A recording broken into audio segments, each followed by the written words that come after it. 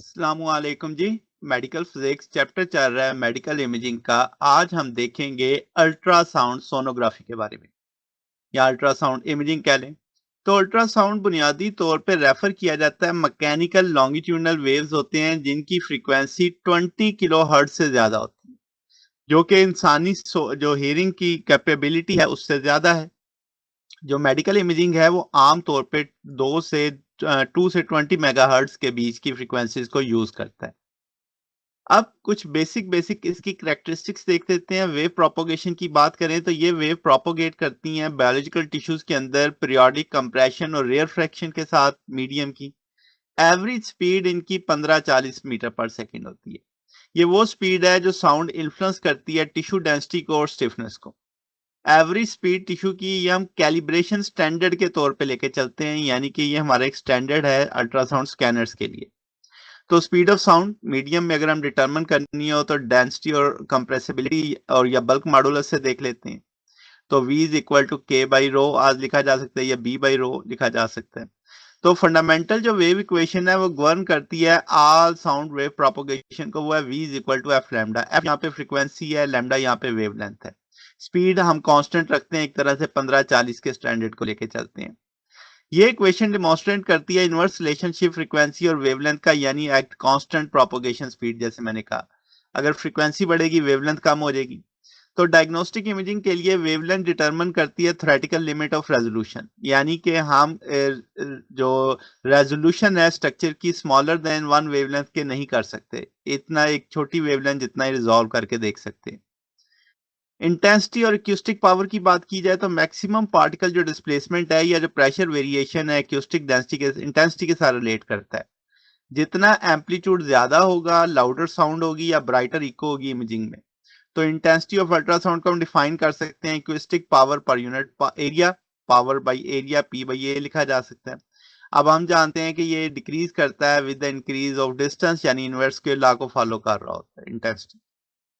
अब इंटरेक्शन की बात करें अल्ट्रासाउंड की बायोलॉजिकल टिश्यू के साथ, तो हम इसमें एक सबसे मेन कैरेक्टर लेते हैं एक्यूस्टिक इम्पीडेंस। ये क्या होता है कि ये आपके पास रेजिस्टेंस ऑफ मीडियम बताता है जो ऑफर की जाएगी ट्रांसमिशन ऑफ साउंड को।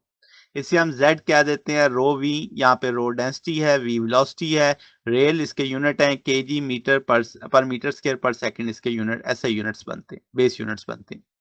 फिजिकल इंटरप्रिटेशन की जाए तो इंपीडेंस डिस्क्राइब करती है कि कितना एक्यूस्टिक प्रेशर जनरेट होगा पार्टिकल की मोशन पे at given velocity. High impedance material जैसे बोन है उनको ग्रेटर प्रेशर रिक्वायर होगा सेम पार्टिकल वेलोसिटी के लिए लो इंपीडेंस मटेरियल के कंपैरिजन में, यानी फैट और एयर के कंपैरिजन में। अगली जो अहम कैटेगरी है वो रिफ्लेक्शन और ट्रांसमिशन एट बाउंड्रीज पे। जब अल्ट्रासाउंड वेव एनकाउंटर करती है interfere between the two media of different acoustic impedance, तो एनर्जी पार्शन हो जाती है। अब वहां पे रिफ्लेक्शन होती है और ट्रांसमिशन होती है। तो इक्विस्टिक इम्पीडेंस डिटरमिन करती है कि अल्ट्रासाउंड कैसे बिहेव करेगी टिश्यू बाउंड्री पे। ये एक तरह से बेस है। तो इंटेंसिटी रिफ्लेक्शन को हम कह सकते हैं कि फ्रैक्शन ऑफ इंसिडेंट इंटेंसिटी जो रिफ्लेक्ट करती है नॉर्मल इंसिडेंट बाउंड्री पे R, I R reflected incident, I I जो इंसिडेंट है, दोनों जो आपके डिफरेंट मीडिया का इंपीडेंस है Z2 minus Z1 Z2 plus Z1 whole square के निकल आएगी।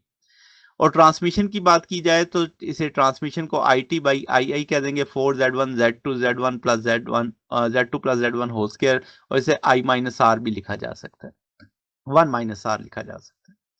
अब जो इमेज फॉर्मेशन है वो डिपेंड करता है टोटली किस पे, रिफ्लेक्टेड अल्ट्रासाउंड पे, इको पे, क्योंकि साउंड जो रिफ्लेक्ट करेगी अकर करेगी बाउंड्री पे लार्ज इंपीडेंस मिसमैच की वजह से होगी।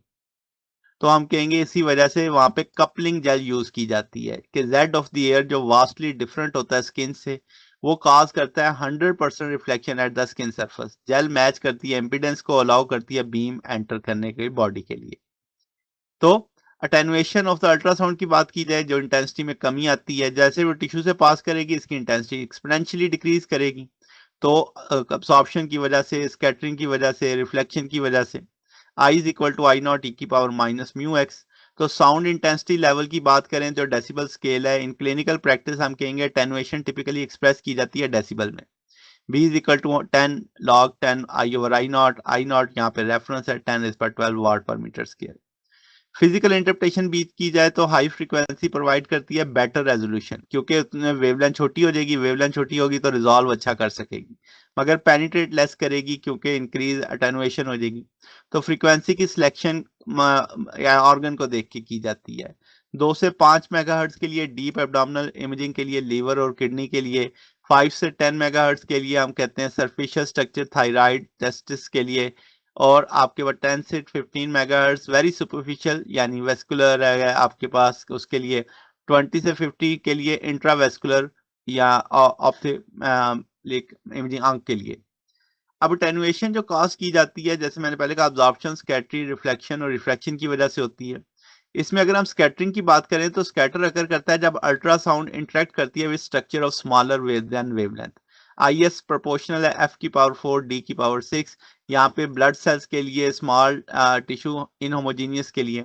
स्ट्रॉन्गर फ्रीक्वेंसी डिपेंडेंस मीन करता है कि हाई फ्रीक्वेंसी इन्हांस करती है जो डिटेक्शन है माइक्रो स्ट्रक्चर्स की। ये फिनोमेना कंट्रीब्यूट करता है speckle pattern, increase noise in ultrasound images. Absorption की बात की जाए तो अब्जॉर्प्शन कन्वर्ट करती है एक्विस्टिक एनर्जी को इनटू हीट। तो अब्जॉर्प्शन से फ्रीक्वेंसी बढ़ती है, यानी फ्रीक्वेंसी के साथ अब्जॉर्प्शन बढ़ती है, तो मेजर कंट्रीब्यूटर 60 to 80% अटेनुएशन में अब्जॉर्प्शन ही होता है।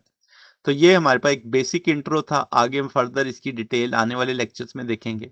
अगर आपको यहाँ तक कोई बात पूछनी हो, डाउट हो, नीचे कमेंट्स में पूछ सकते हैं। वीडियो अच्छी लगी हो वीडियो को लाइक कीजिएगा, दोस्तों के साथ शेयर कीजिएगा, चैनल को सब्सक्राइब कर दीजिएगा। अब तक के लिए इतना ही, बकिया इंशाल्लाह नेक्स्ट देखेंगे। ओके, अल्लाह हाफिज।